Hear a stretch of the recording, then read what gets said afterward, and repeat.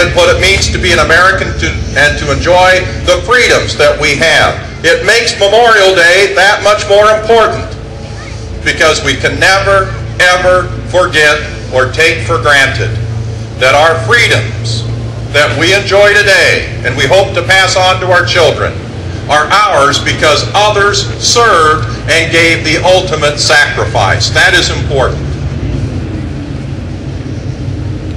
I don't know if you've heard these words already, but I thought they'd be appropriate to share this afternoon because they're not very lengthy, but they are significant and profound. They were spoken long ago at Gettysburg by President Lincoln, and he sums up well, I believe, what our sentiment is today concerning those who give the ultimate sacrifice. President Lincoln said at Gettysburg, 77 years ago, our fathers brought forth on this continent a new nation, conceived in liberty and dedicated to the proposition that all men are created equal. Now we are engaged in a great civil war, testing whether that nation or any nation so conceived and so dedicated can long endure. We are met on a great battlefield of that war. We have come to dedicate a portion of that field as a final resting place for those who here gave their lives that this nation might live. It is altogether fitting and proper that we should do this. But in a larger sense, we cannot dedicate, we cannot consecrate, we cannot hallow this ground.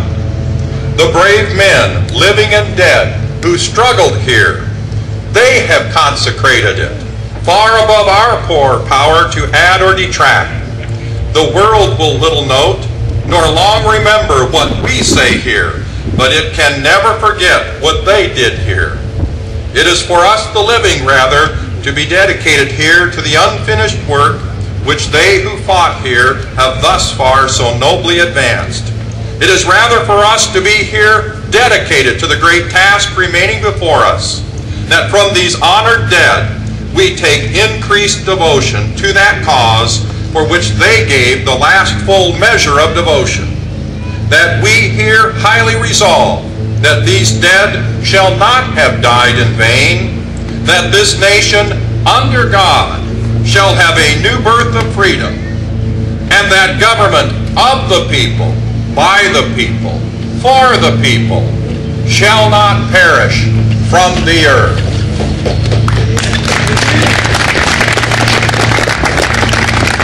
Those are honorable words and sacred words.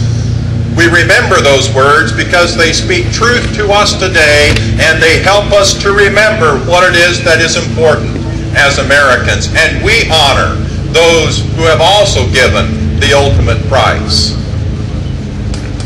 We're a blessed people living in a blessed land. And yet there are dangers all around us.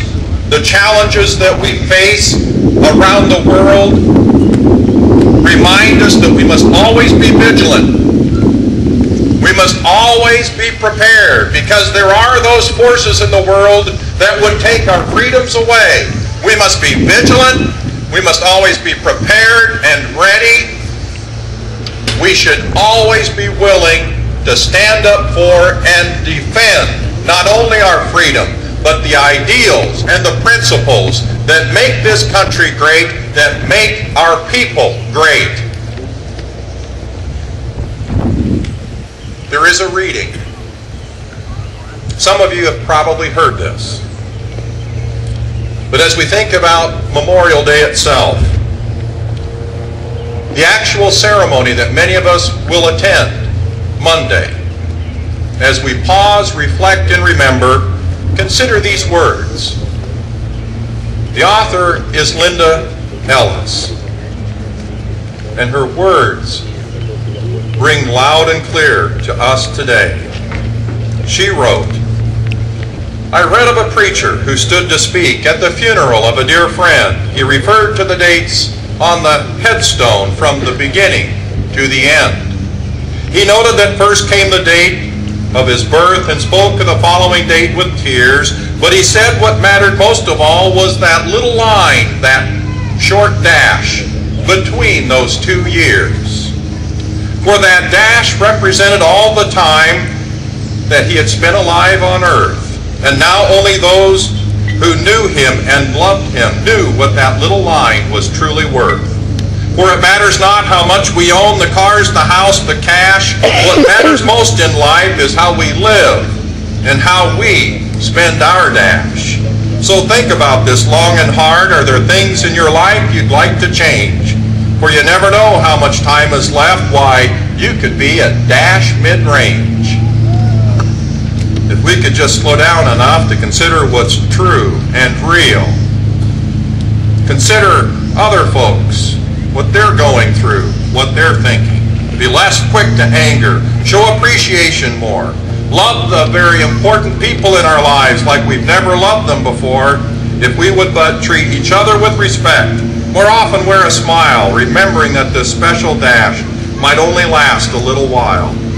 So, my friends, when your eulogy is being read, with your life's actions to rehash, will you be proud of the things they will one day say about how you spent your dash? Friends, we live in a time where the issues and the challenges facing us as a state and a nation require good people to step up and say, no more. It's time that things be put back on the right track and that we are proud of who we are, what we stand for, what we believe.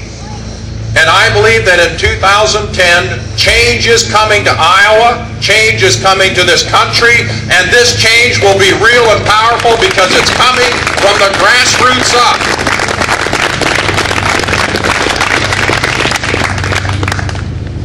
The people have been awakened.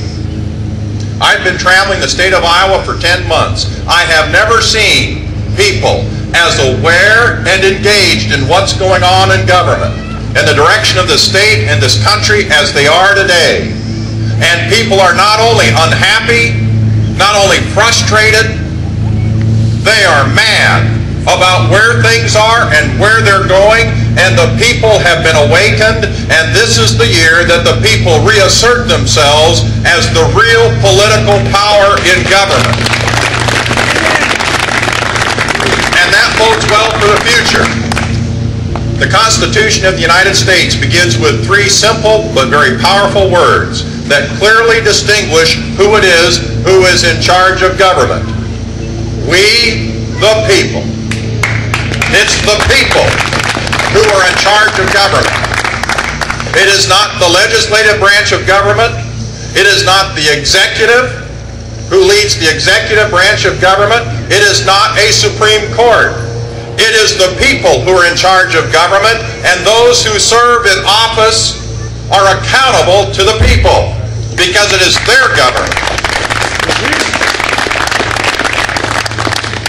The opening words to Iowa's state constitution, Article 1, Section 2, says, all political power is inherent within the people, reflecting what the United States Constitution says.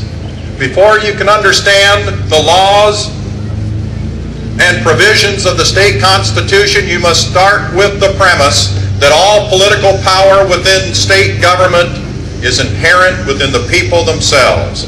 I believe that.